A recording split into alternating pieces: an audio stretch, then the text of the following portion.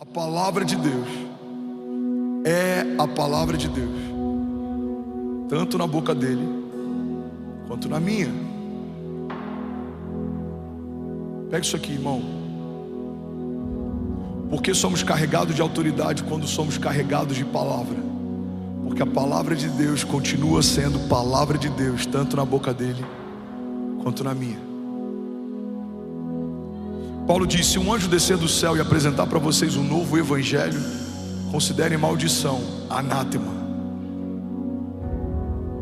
Nada vai ser acrescentado, nada pode ser removido, não pode ser atualizado. A palavra de Deus é perfeita, porque ela não contém Deus, ela é Deus. A palavra de Deus é o próprio Deus. Ela é suficiente, ela é poderosa. Ela liberta cativos, ela quebra cadeias, ela cura enfermos, ela libera destinos, ela ativa promessas, ela libera milagres, ela renova o cansado, ela levanta o abatido, ela livra as famílias que fazem parte do povo de Deus, ela sustenta as promessas que saíram da boca do próprio Deus, ela nos dá direções, ela nos lembra da história, ela nos diz o que não fazer e ela nos mostra para onde estamos indo e o que Deus espera de nós. Ela é a nossa base de segurança, ela é onde devemos ancorar a nossa alma, ela é a base onde devemos sustentar aquilo que cremos. Se aquilo que cremos não corrobora com aquilo que Deus está falando, estamos crendo errado, precisamos nos arrepender. Se aquilo que esperamos não está alinhado com aquilo que Deus está dizendo a nosso respeito, precisamos ressignificar aquilo que estamos esperando, porque aquilo que Deus disse a meu respeito não vai acontecer nos céus, já aconteceu, está estabelecida como uma cláusula pétrea, não pode ser alterado, não é uma democracia, não depende de opiniões de homens, tanto faz se a criação ao meu redor não concorda com aquilo que Deus disse a meu respeito, aquele que prometeu é fiel para cumprir. Se o inferno não está feliz com aquilo que Deus disse a teu respeito, diga então para reclamarem com quem te estabeleceu. Foi ele quem escolheu Davi, o seu pai não escolheria Davi, os seus irmãos não escolheriam Davi, ele foi esquecido, estava abandonado, mas Deus mandou chamar Davi. José foi vendido, foi feito escravo, estava cativo, mas no tempo de Deus, Deus mandou chamar José. Paulo era um perseguidor de igreja, matava cristãos, ele era alguém que estava fazendo algo ruim e tinha mãos sujas de sangue, mas Deus mandou chamar Saulo. Irmão, talvez você em algum momento era a pessoa mais improvável para viver promessas de Deus, carregar ações de Deus, mas a despeito do teu passado, Deus mandou chamar você. E o Deus que chamou é o Deus que sustenta. E o Deus que sustenta é o Deus que faz acontecer aquilo que Ele prometeu que aconteceria. Levante suas mãos em nome de Jesus, declare com autoridade. Diga: o Deus que me chamou me sustenta. Vamos, diga com autoridade, feche teus olhos, diga: o Deus que prometeu é fiel para cumprir. Ele não é homem para que minta, nem filho do homem para que se arrependa. Diga: e a palavra que Deus me deu, diga, é o que vai sustentar a minha alma no dia mau. Diga: mesmo que eu ande pelo vale da sombra da morte, mal nenhum eu temerei, porque tu, Senhor, estás comigo, a tua vara e o teu cajado me consolam. Vamos, declarar com autoridade, diga: eu sei que o Senhor prepara uma mesa para mim na presença dos meus inimigos, e Ele me honra ungindo a minha cabeça com óleo, e o meu cálice faz transbordar. Diga: eu verei a bondade de Deus todos os dias da minha vida. Eu verei a fidelidade de Deus na minha geração e nos filhos dos meus filhos. Diga: a cada nova estação, novos milagres, novas promessas, novas vestes, novos níveis de autoridade, novas patentes espirituais. Vamos, alguém comigo, diga: a cada novo deserto, novos aprendizados, raízes mais profundas em Deus. Diga: eu não vou olhar para a esquerda nem para a direita, eu elevo os meus olhos aos montes e eu sei de onde vem o meu socorro. Vamos, igreja, diga: o meu socorro vem do Senhor que fez os céus e a terra. Você pode dar um brado de liberdade no seu lugar? Vamos, será que alguém pode fazer barulho? Aleluia! Aleluia! Fala comigo: a palavra de Deus é a palavra de Deus, tanto na boca dele quanto na minha. Isso não é arrogância, Isso é zelo. Precisamos ter cuidado com aquilo que falamos a partir daquilo que ouvimos, porque a palavra de Deus é a palavra de Deus, tanto na boca dele quanto na minha. Ezequiel 37:4 diz assim: Filho do homem, esses ossos poderão tornar a viver? Eu respondi: ó soberano Senhor, só tu sabes.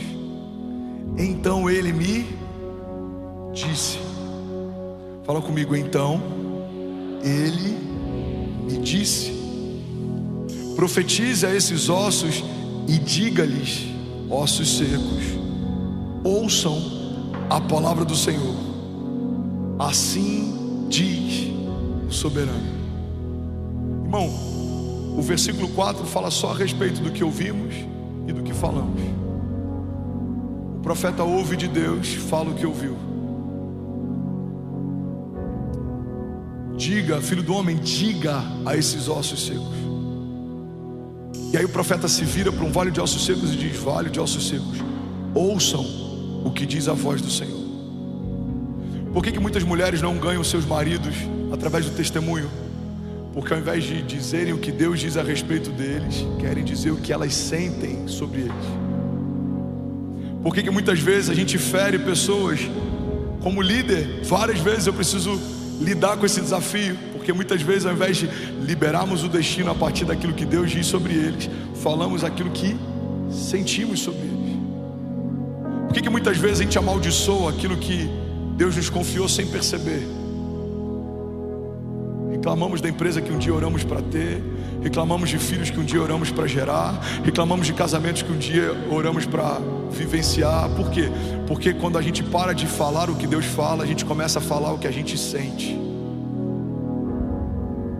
E é isso que tem roubado de muita gente o sobrenatural de Deus. Porque sentimento passa, mas as palavras de Deus não passarão, diz o Senhor. Falamos aquilo que não queríamos viver. Irmão, guarda isso aqui em nome de Jesus. A dinâmica que Deus estabeleceu a partir do poder da palavra da fé não é para falarmos o que não queremos viver, é para falarmos o que queremos viver. A Bíblia não diz que no princípio criou Deus os céus e a terra era sem forma e vazia, havia escuridão. Então Deus disse: uau, que lugar escuro, e bum, ficou mais escuro. Não. A Bíblia diz que Deus viu escuridão, mas profetizou luz. Ele viu um lugar sem forma e vazio e profetizou o que ele queria ver. Qual é o poder da palavra da fé? Não é para falarmos o que estamos sentindo, é para falarmos o que Deus está falando. Você está comigo?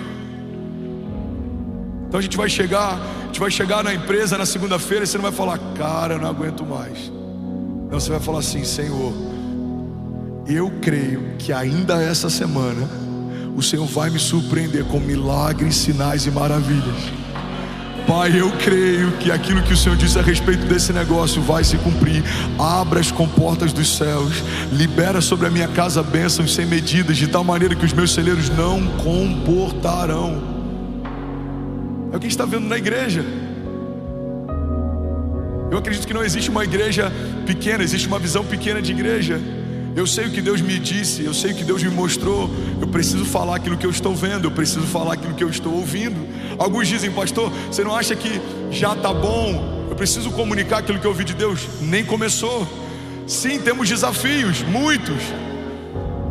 A gente precisa melhorar no discipulado, a gente precisa melhorar no kids, a gente precisa melhorar na logística, a gente precisa melhorar no parque, a gente precisa... Irmão, mas tudo isso faz parte daquilo que Deus está fazendo. Porque se Deus está mostrando isso para você, é porque Ele espera que você faça parte da solução daquilo que está vendo. Deus está chamando a gente para construir a igreja que a gente sonha. Mas eu vi essa igreja, eu estive lá, eu preguei nesse púlpito. Eu sei como ela é gloriosa, ela é saudável, ela é cheia de homens e mulheres de Deus apaixonados pela palavra de Deus. Ela é cheia de caçadores de Deus, aqueles que são famintos por avivamento. Ela tem homens de Deus que são empresários grandes na nação e que entenderam que a maior riqueza é patrocinar um projeto de Deus do que acertar num novo negócio. Irmão, ela é cheia de intercessores, que alguns são anônimos, desconhecidos, mas não fazem porque são vistos, fazem porque sabem que foram chamados para fazer. Essa igreja ela é gloriosa, ela tem uma geração de crianças que carregam uma carga profética, ela tem uma geração de jovens e adolescentes cheias da vida de Deus. Ela flui nos louvores, ela ama a palavra, ela flui nos dons, ela crê em milagres, ela não se contenta com aquilo que viveu na estação passada, ela sabe, o Deus que fez no passado vai fazer de novo. Ela sabe que existe mais e ela quer mais. Eu já estive lá, eu já preguei lá, eu congreguei lá, irmão. O lugar que Deus está nos chamando é maior e mais glorioso e mais poderoso e mais incrível e mais saudável, mais denso e mais vivo do que tudo que já vivemos, pedimos, pensamos. Então eu não posso falar da igreja de hoje a partir do que eu sinto, eu preciso falar da igreja de hoje a partir do que eu ouvi. Você está comigo? Precisamos profetizar o futuro, precisamos trazer à existência as coisas que não são como se já fossem, precisamos tratar as coisas que não são como se já fossem. É a prova das coisas que não se veem, uma firme convicção. Eu lembro quando questionaram a importância da homologação de um L ponto, e eu falei, a gente vai precisar ter mais de um, já chegamos nesse lugar. E nem começou. Eu lembro quando a gente pegou um prédio do Kids e a gente falou, cara, tem que ser o prédio inteiro pro Kids. Pastor, não precisa de tanto, um andar inteiro não dá mais vazão. Já começou, vamos, alguém comigo aqui?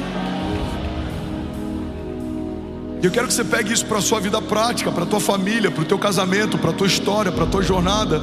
Para de falar o que você sente, fale aquilo que Deus está falando. Os nossos sentimentos são momentâneos. Se fôssemos ouvir Daniel no dia mau, talvez ele diria algo diferente do que ele disse no dia do livramento, da restauração. Se fôssemos ouvir alguns dos heróis da fé no dia do deserto, talvez o que eles diriam é diferente do que eles disseram no dia seguinte. Irmão, a palavra de Deus diz, o nosso choro pode durar uma noite, mas certamente a alegria vem pela manhã. Você concorda que as nossas falas no dia do nosso choro são diferentes da nossa fala no dia do nosso milagre? Então fale como alguém que vive milagre, mesmo enquanto o milagre ainda não está acontecendo. Caminhe como tal, se porte como tal. A Bíblia diz, Filho do homem, esses ossos poderão tornar a viver? E eu respondi, ó soberano Senhor, só tu o sabes. Então ele me disse, profetize a esses ossos e diga-lhes, ossos secos, ouçam a palavra do Senhor. Feche teus olhos. Bom, você acabou de assistir uma mensagem aqui do nosso canal. Eu tenho certeza que ela te edificou e que ela vai gerar algo novo em você. E a gente separou mais 2 vídeos. Eu quero deixar essas indicações aqui para você continuar queimando com Jesus. E eu quero muito te fazer um pedido também. Se essa mensagem te edificou, comenta aqui embaixo, segue o canal, me ajuda a compartilhar para que mais pessoas sejam tocadas também. Deus te abençoe.